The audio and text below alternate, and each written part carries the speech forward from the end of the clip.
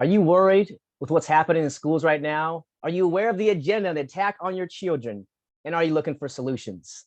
Hey everyone, welcome to Education Options TV. I'm your host, David James Rodriguez, and we help parents learn about respectful models of learning. And I'm really honored to have a great guest with us today to speak about some of the solutions that she is bringing to her educational center and her church. And we're going to talk about what's going on, some of the hopeful solutions for you parents out there, what's alarming a lot of us, which is righteously to do so. We got to protect our kids, my friends. And this mother and visionary lady, I would call her, is here to share some of the ideas and programs she's putting in place to help her own family and her community. And so I want her to share some of those things. Before we get into details, I want to welcome Miss Jessica Onsaga, children's pastor there in Yuba City, California. And she's leading the Arrow Education Program, and an educational center is happening also this year. So welcome to the show, Jessica.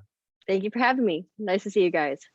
Yeah, so good, because in Education Options, instead of trying to berate the system, which there's a lot of good people in the public school system. My mother was a public school teacher, and there's a lot of good people there, but there's a big agenda and a big institution that is basically treating our kids like cattle, and that's not what they are. They are amazing beings of light and love and of possibility and potential, and we want to help them reach that potential if possible, and also have a sane life at home as well as we manage the things of being an adult and this great thing called life, which we're here to express and really experience at a deep level. So what you have going on are some homeschool programs, even an educational center. And I was really excited to see your program there earlier this year at the Free and Brave conference.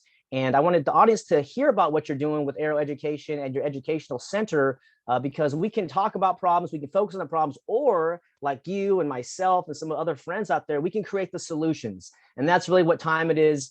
And many of us know that. We can see the writing on the wall, and our children are in the crosshairs. So why don't you share a little bit about what Arrow Education is, and even the educational center? There's kind of two distinctions there for the audience, but what is Arrow Education? Because I see the arrows in the background, and that is amazing. Yes. So what is Arrow Education? So we created Arrow Education last year in response to two bills that were created, and we'll talk about those in a little bit. That's AB 77 and SB 98. And that after those bills were passed, we really encouraged all of our parents in our church and in our community to pull out of the public school system. Now, the bummer thing is charter schools are also included in that public school system because they are state funded. And so to get away from that state regulation from those bills that were passed, you have to go either independent homeschooling or private school education. We don't encourage private school education for us in our community personally, because you still don't have the final say.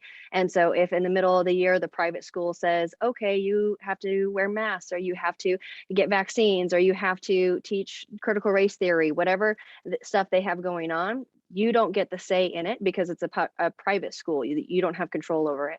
So to get the surest way to unplug from the state and unplug from negative influence is to go independent homeschooling, which is where each family, you file an affidavit with the state saying that you are creating your own school in your house. And so it's totally legal. It's also free to file with the state, which is nice. So with that, we had a whole bunch of families that were now going to be joining the homeschool community, be independent homeschoolers. And we created a homeschool program. That's what Arrow Education is.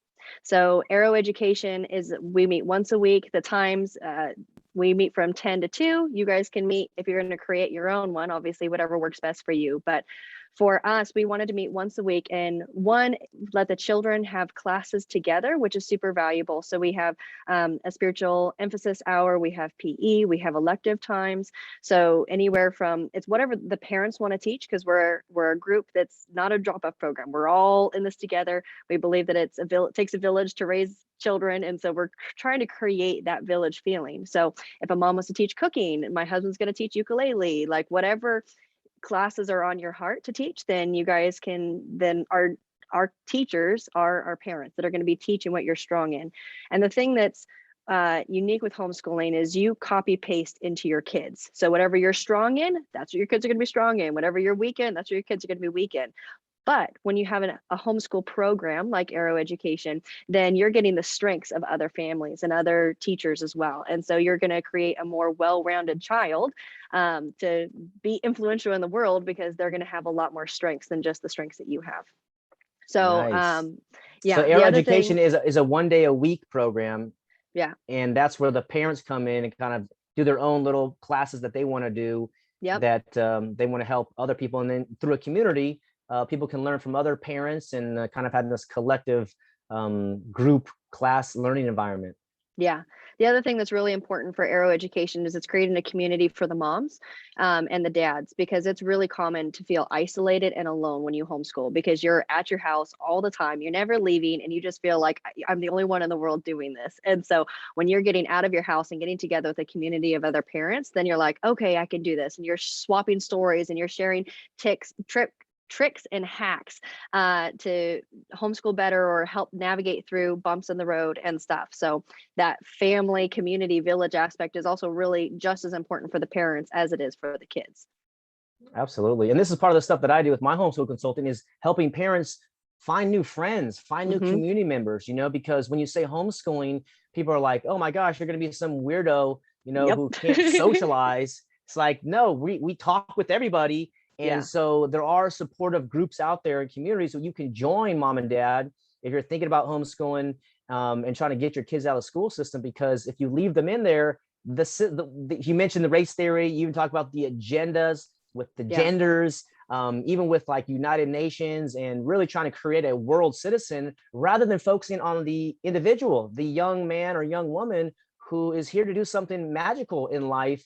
And they're trying to squeeze that out of your child so they can fit into this global totalitarian state. It's like, no, we don't want that for our kids. Yeah. And so you guys Absolutely are not. doing that with Air Education. So that's really great. So how long have you guys been doing that? So we created it last fall. So we've had a full year of running Arrow Education, and then we're continuing it again this year.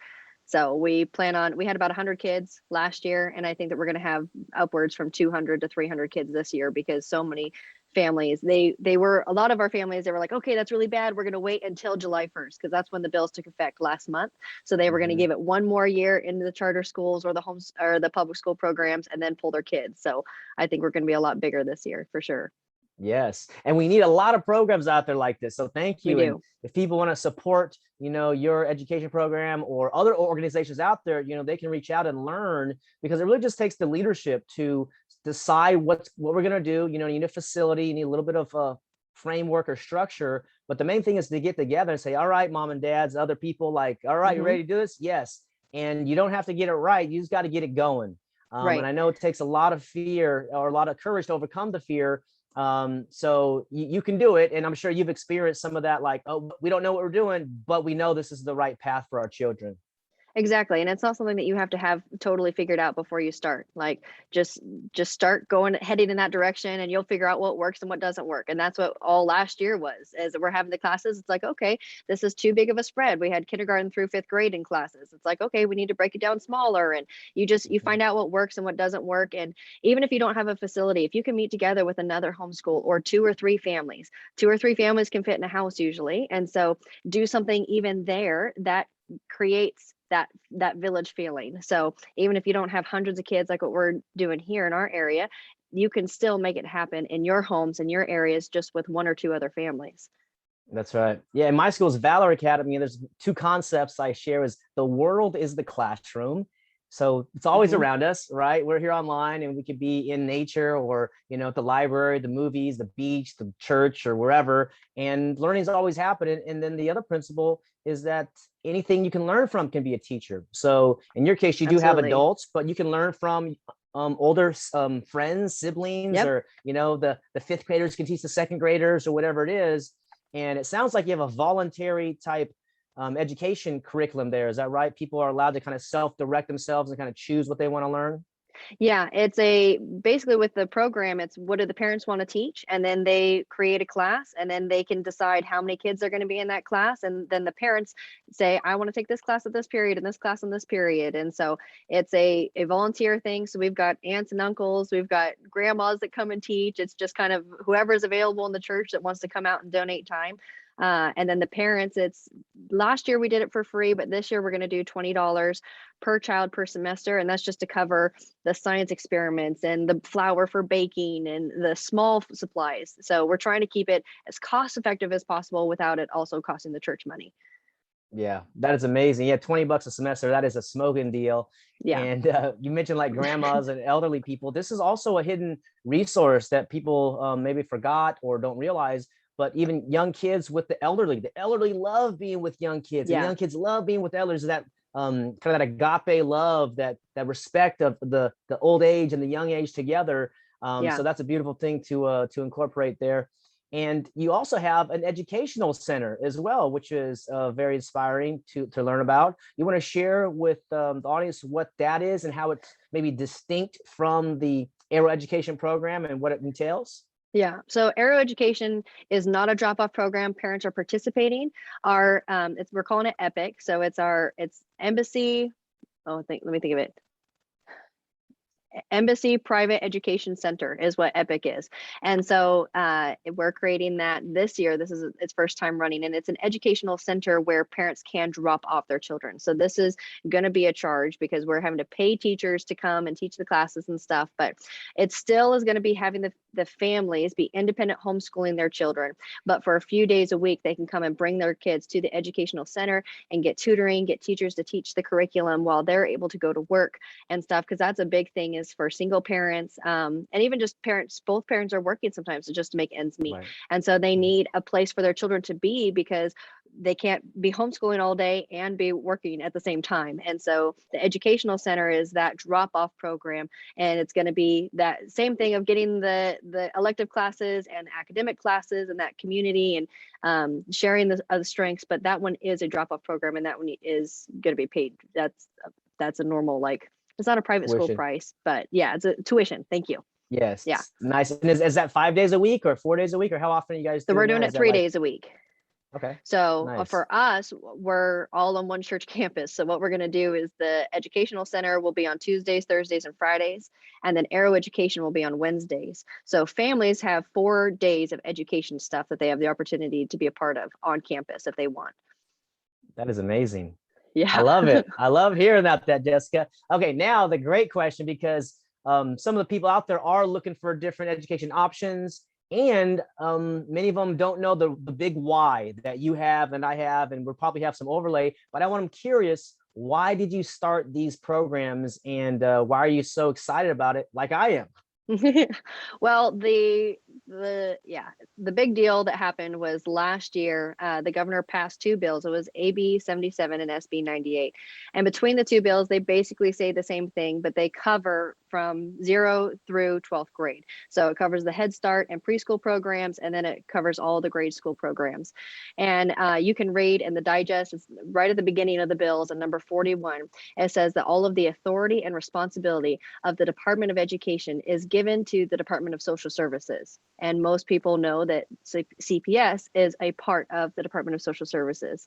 And so now CPS is in social services, is in charge of, it's responsible, has all the authority, and is going to be on school campuses. So before, CPS had to get a warrant from a judge to go and counsel a child or interview a child. Now CPS is going to be there. So in the bills, it was really all about COVID relief, blah, blah, blah, blah, blah. And the one of the big things about the bills was that it was saying that there's going to be mandatory COVID counseling happening. Now, us knowing that this isn't Department of Education counselors, this is Department of Social Service counselors coming, and they're specifically looking for children that are mentally at risk. Now, if that was just for PTSD, if that was just for counseling through COVID stuff, that would be one thing. But we know for the last 10 years, the left has been saying that Christians put their children mentally at risk. If we don't agree with the LGBT agenda, we're putting our children mentally at risk. If we don't agree with the pronouns or critical race theory, any of those topics, the left has already been saying that we are putting our children at risk. So now we have counselors going into the school, specifically looking for children mentally at risk. That word mentally at risk is all throughout both of those bills. In addition to all of those things is that both the bills gave the funding and encouraging schools to create their own police force. So now they have their own brute force on campus. CPS is now on campus to do whatever they want with our children, and then they have the brute force to back it up. So those are major, major things that our parents are like, okay, we're done, time out, we're done, like absolutely gonna pull out. And even our charter schools, this was like for our families, a lot of our families are homeschooling, but they were charter school homeschooling. And they were like, well, we're homeschooling, it's not a big deal. We're not going into a classroom with a teacher and stuff. But in January was the crazy thing. Our local charter school sent out the email from the COVID counselor. And so even before the bill took effect July 1st of this year. So in January of this year, our families got the email, and it sounded really nice. It was so fluffy and just, I'm so excited to help your kids. And it's been such an intense year and we are here to help. And it sounded really good. Thankfully, though, that parent had been to one of my meetings talking about these bills. And so she was like freaked out because she realized this is the COVID counseling. This is what Jessica was talking about. We had the meeting in August, the first meeting telling our parents about this. And then in January, they were getting the emails. So even the charter schools are being affected with this COVID counseling. Unbelievable. So this is so alarming to me because the whole forced vaccine issue I was getting passionate about some years ago. And this is SB 277 and like getting rid of exemptions. And then they escalated it with this whole COVID pandemic. And now you're mentioning the CPS where they can actually take kids. And this is kind of a huge canary in the coal mine, my friends, when they put it on paper and the politicians sign it and say, yeah, this is going to become the law. You need to be aware. And, we can't save the whole world or every child, but your child and maybe the neighbors or the cousins, the family members, because this whole thing's been going on for a long time. Many of you know I edited and published the history of American education by John Taylor Gatto, the world famous school teacher in New York, about the purposes of schooling. The reason schools mandate attendance is that's how they get their money. That's how the districts get their money from the state, is by the attendance and the truancy officers. So putting COVID aside, it was already diabolical, in my opinion. And now they've kind of leveled the game up. And there was a CPS whistleblower came out, Carlos Morales. He wrote a book called Legally Kidnapped. And he goes through in that book and talks about how kids have been kidnapped because maybe there were dirty dishes in the sink, or maybe there was a marijuana joint in the house or something like that. So they get compensated by taking children. And this is not to say that every CPS agent is a bad person. At the lower level, they're probably just trying to pay their bills. But at the highest level, this is, I would say, a high level agenda against truth, against freedom, against religious freedom, against powerful young people who become, like I said, influencers, or they have a voice and they can kind of sway public opinion. And so you mom and dads out there got to understand that this is the time to pull your kids out, even if it's scary, even if you're intimidated, even if you're alone, right? Those are all reasons to stop people. But it is that time to, take responsibility for the minds of our children. And as much as we can, they'll grow up and they'll leave the house and go and start their own life someday. But for now, for the first 18 years of their life or so, they're dependent on us, to protect them and to guide them in whatever values we have as a family, or religious beliefs, or traditions, or background health. that we, health, natural health, right? And these kind of truths. So this is one of the reasons that I started the Gatto Project, to get all the thinkers out, right? This is an acronym. And so it's aligned with what you're doing, is get them out. We'll figure it out. We'll bring together mom and dad, the grandpas, the neighbors. And if I'm an expert at electronics, I'll do an electronics class. If you're an expert at cooking or dance or music, all these things are very interesting. And children, they want to learn. So when mom and dad are like, well, I don't know how to be the teacher. Well, you can be a teacher, or you can be a learning partner, or a facilitator, a guide, a coach. There's other schools out there, Acton Academy and Agile Learning Centers, these types of different models, just like Arrow Education. And does the educational center have a name, or it's kind of just the educational center at Glad Epic Tidings? is its name. Yeah. Epic. So Epic is the Embassy Private Education Center. Beautiful. Yeah. So that's an epic name for Epic. Yes. Right. Yes. It really is visionary. Yeah. Go ahead. Yeah. No, I just wanted to speak to the parents that are worried and concerned and feel inadequate. I just want to say that that is something that has been projected from the school system for years. So the myth that parents, you don't have a teaching degree, so you're inadequate to teach your child, the myth that homeschoolers are weird. There's all sorts of myths around homeschooling. And I just want to say openly that most of them are wrong. Like I was born and raised homeschooler, and a lot of people are like, wait, what? But you're normal. I'm like, well, it wasn't true. And so with being a teacher, like God's trusting you with your kids. You're going to be the best one to teach them. And it might not seem like I'm teaching them, but if you're showing them how to cook, you're showing them how to take care of their house, you're showing them how you do budgeting and how a credit card works and interest and different things like that. All of that is things that the kids actually aren't getting in the public school system, but are very important for them to know how to be functioning human beings in the world. They need to know how money works and how does credit card works and debt and how to buy a house and taxes and all these things that aren't being taught. Basic economics. Those are all things that are very easy for you to just, well, this is how life works, and talk about your grocery list, talk about going through the cash register and how you're buying things and processing those things out with your kids is teaching it, but it doesn't look like teaching, but it's hands-on teaching. And so you're absolutely able to teach your kids and grow them up and show them. And the curriculum helps, for the things you're like, well, I was terrible at spelling. There's curriculum for that. I hate math. Okay, well, there's curriculum for that. But you absolutely can teach your kids. Absolutely. And you mentioned a great point, which is real life, Yeah. like bills, like shopping. This is one of the great hacks that but you kind of take your kids shopping, and whether there's a $1 allowance or $5 or something, it's okay. Here's your allowance, and you can work out how they can earn that or whatever. But it's like, okay, you can buy anything. It's like, okay, now they have to, okay, how much does this thing cost or this drink? And now, Yep. you go to the cashier. Oh, it's $6 and I only have $5. Uh-oh, what do you do? And you want to let them kind of work out their own finances in that moment, because this is the real world. And whether they're 6 or 8 or 10 or older, eventually they're going to have to know the money and look at the taxes and, pay this. And so that's a one world example where you can just live life normally and include your children in that conversation, right? Because this is the way it is, versus like many of us went to public school. Unfortunately, we had to do algebra and all these things. We're like, when am I going to use this? Yep. You never knew. And you know what? Some of us even asked the teacher, like, when am I going to need this? And they're like, you're going to need it on the test. I say, okay, no, after the test. And when am I going to need that? And they're like, I don't know. You just need this to graduate. I was like, okay. And then Such you a become waste an of adult. time.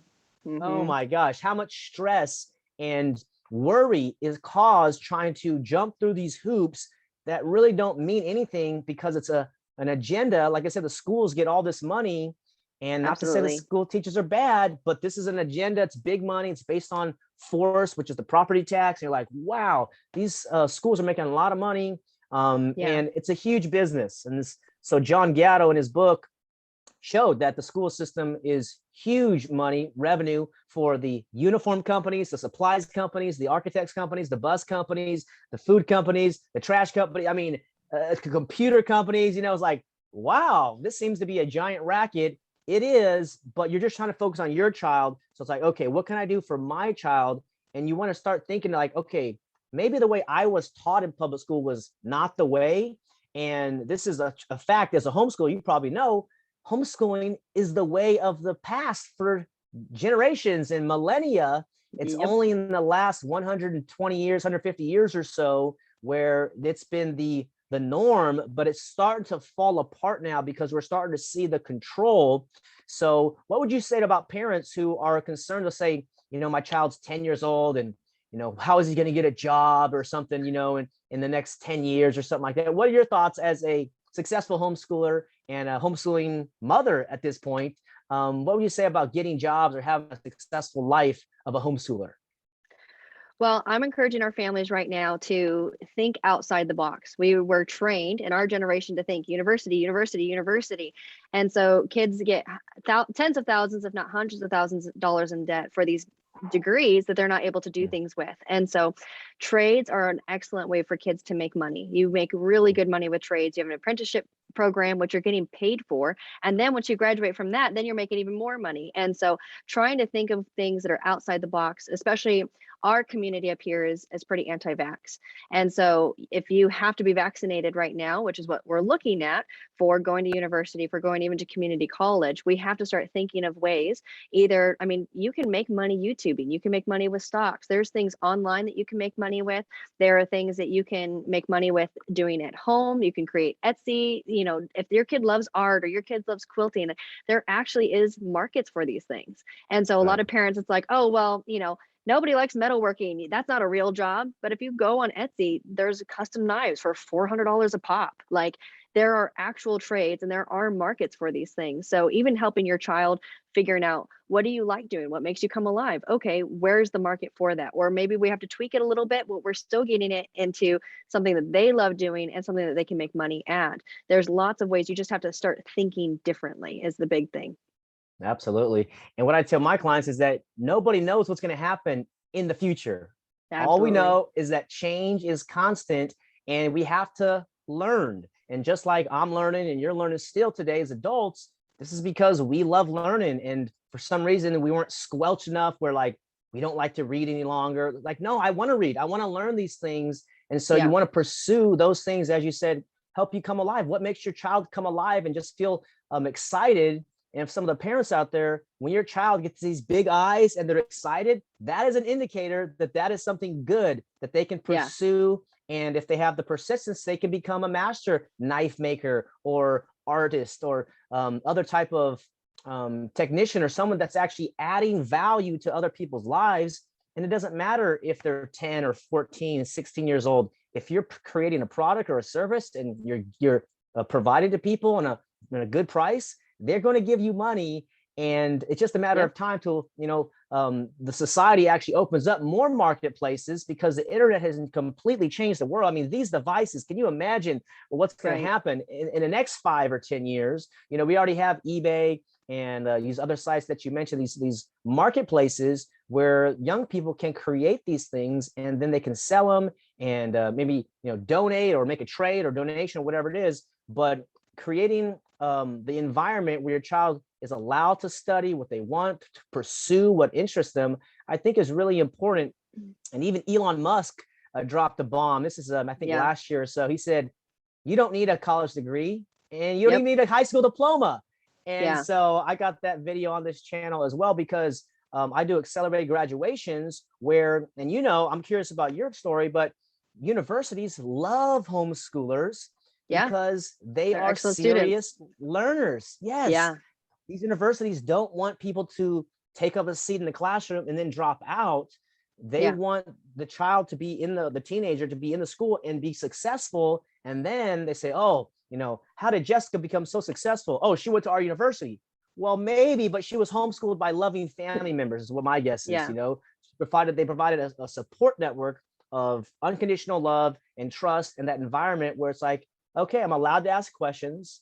I'm allowed to go use the restroom if I want to, right? I don't gotta get permission, right? I think it's so important. Yeah, it's so important too with the critical thinking.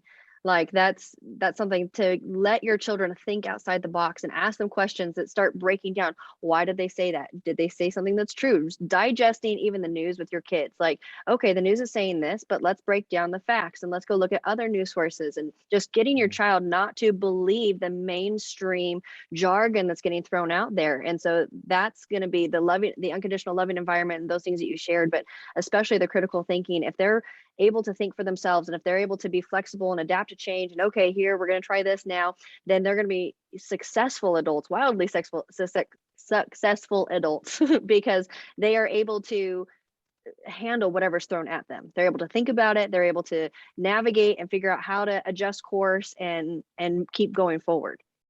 That's right.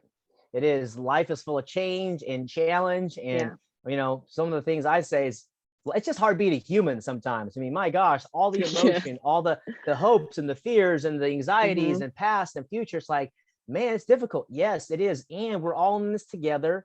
And, this is a beautiful time to be alive. This is I think, time of great challenge and great opportunity.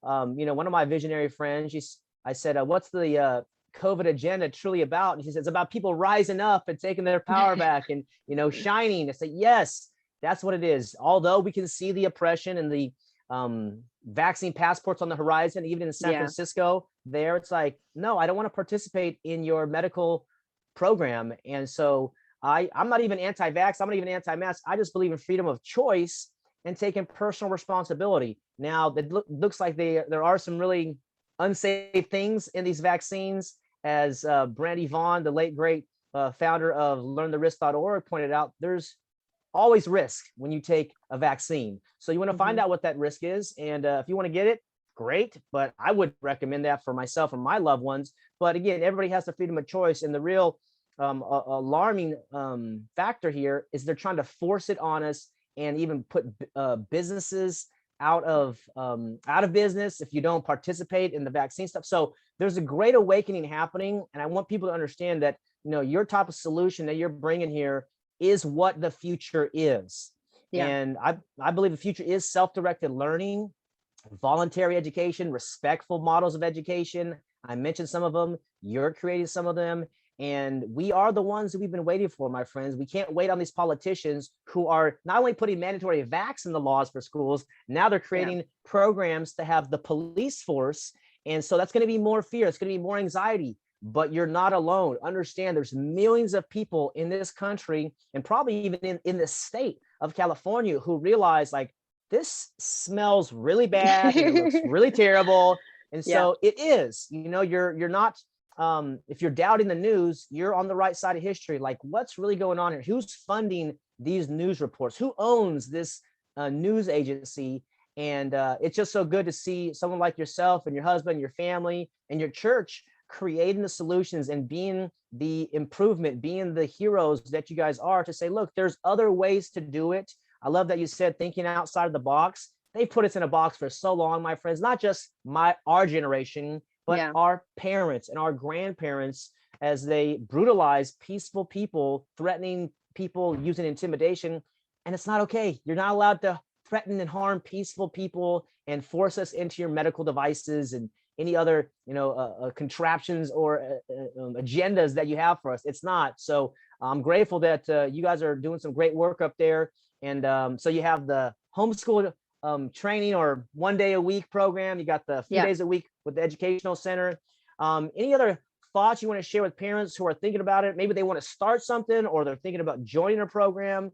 They're a little bit hesitant, whether it's the socialization or being a weird person or any. I'm sure you've heard all the different I've excuses. heard it all. Yes. Yeah. So any like closing thoughts or anything you want to share with the families out there who maybe want to create something? The last thing that I would probably just say would be to be the solution. I feel like people have been waiting for a long time for someone else to be the solution, for someone else to step up and stand against the tyranny, for someone else to be that frontline person. And we've waited so long now, and things are so bad because we didn't step up before. And so now is the time more than ever for us to be the solution. And that's why we created this program here. That's why we're getting activated. In our church, they've done 2 Free and the Brave conferences, and we've got the Freedom Coalition, and there's all sorts of things going on up in Northern California for the freedom movement, but also the education. And that's because we stopped waiting around for someone else to start doing something. And so it's been hard work, but it's also very rewarding because it's so important, and you know that you're doing the right thing. And so it might be the harder path, but when you know it's the right path, then there's that confidence and that courage behind it. And so even if you're the only one, even if your family doesn't understand, that's something that a lot of homeschool families have seen is the parents, the grandparents, the aunts and uncles are like, you're going to mess up your kids. Who do you think you are to teach them? You don't have a degree. More than the parents having their own insecurities, it's their friends and their family saying you're inadequate to do this. And so even though like if you know it in your heart that this is the right thing to do, then be the solution and go for it. Shut out the other people that are being negative about it, and try and find community. Something that I've noticed with the news lately is that they are not covering anything that is coming against the tyranny. And I think that's because they don't want people to know that other people are standing up. But I've connected with so many people all over the state, from San Diego all the way up, that are doing their own freedom rallies, that are doing their own homeschool groups, that are doing their own educational centers. Like, it's really amazing, but the news isn't talking about it because they don't want us to know that each other are doing this. So you feel alone, but you're absolutely not alone. There are people all up and down the state that are creating groups, that are getting activated. You just have to be more diligent to find them, because the news is intentionally keeping us from finding out about each other. That's right. Yeah, they want to keep us isolated. And that's what part of this Yep, isolation agenda was about. It's like, no, if you've ever been to jail, like isolation is almost death. I mean, it's right it there. Like is. total isolation is death. And then you feel afraid, you feel disempowered. And so if you're watching this, understand that you are the visionary in your neighborhood. And this was a big kind of pill for me to swallow too, because I saw what was going on some years ago. And you're like, why isn't anybody doing anything? And then you got to take the hard conversation, take a look in the mirror, say, wow, Yeah, what am I doing? And this is where we have to develop ourselves, develop our own mindset, our own health, our own courage. And this is like courage, like a muscle, just like you go to the gym, some of those really brave, strong men or women out there doing great fitness. But how about moral courage? Do you have right. the heart and the strength to speak your mind, speak your truth, not denigrating any other human? We can see the agenda of CPS, to see the agenda of schools, but there's still humans in there. However, you and I, we got to speak our truth, and we have to come out and say, this is what's happening is wrong. It's immoral. It's violating our human rights. And if you believe in God, as I know you do, and we believe in Creator, these are God-given rights, and Yeah. so the Declaration of Independence says we have unalienable rights from the Creator to our life, liberty, and pursuit of happiness, and in property in the Constitution. So it means here's God or Creator or Source, whatever you believe. Here's humans, and Yep. here's the government. So how did the government become over humans and even over God? And we'll go into places and they try to force the mask on us. We say, no, I have a religious exemption or I have a religious conviction, and they say, no, you have to do that. And you're like, wow, man, this is very interesting that you are obeying this. And again, it's just because they're not aware or conscious that they are a very special, unique, sacred being of creation, and they're not a cog in the system. So we can see that you are shining some light up there in Yuba City, Jessica. I'm so grateful for what you're doing up there. I hope people can learn from your example and maybe, I don't know, maybe come do tours. You guys do tours up there, Yeah. or We're, yeah. we'll talk to anybody who wants help. We're trying to get everybody to get activated. And so if they want to come up and see what we're doing here and learn or do interviews like this, whatever we can do to help people get started and get their feet underneath them. I also have some videos on YouTube that I can send you the links for, and that would be helpful for families too as well to watch. Yeah, yeah, absolutely. I'll put them in the comments or the description below. Is there any website or anything they can learn about what you're doing, or should we just put the links there? It is coming soon. We're creating a Okay. website right now, and in the next few weeks, we're going to have all the resources, and even the what to do if CPS shows up. We're going to have all these PDFs and videos to help families know for how to pull out from the public school system, how to what to do with CPS, where their rights are, where they don't have rights, and narrowing all that down so that they can get a bunch of their questions answered. So coming soon, you can watch the Church of Glad Tidings website, because in the next, I'll say month to be generous, but I'm hoping the next couple of weeks to get it up and running. Awesome. Yeah, we'll put the other trainings. The CPS issue, I know, puts a lot of fear in people. So there are solutions. And just one tip is you want to video record everything. Stay honorable. Be kind with these people. But you are the protector between this organization and your child. So, and you can see that you can do it with grace. You can do it with kindness and compassion. But we'll put up that video. And I want to thank you, Jessica, for being a leader, you and your husband and the leaders up there, Glad Tidings, and anybody out there who are creating solutions for children and for families who want to respect the mind of their child, the genius ability. As the great Buckminster Fuller said, he said, your child's a born genius. The problem is they get de-genius trying to please their teachers and please their parents. So Yep. allow that to blossom.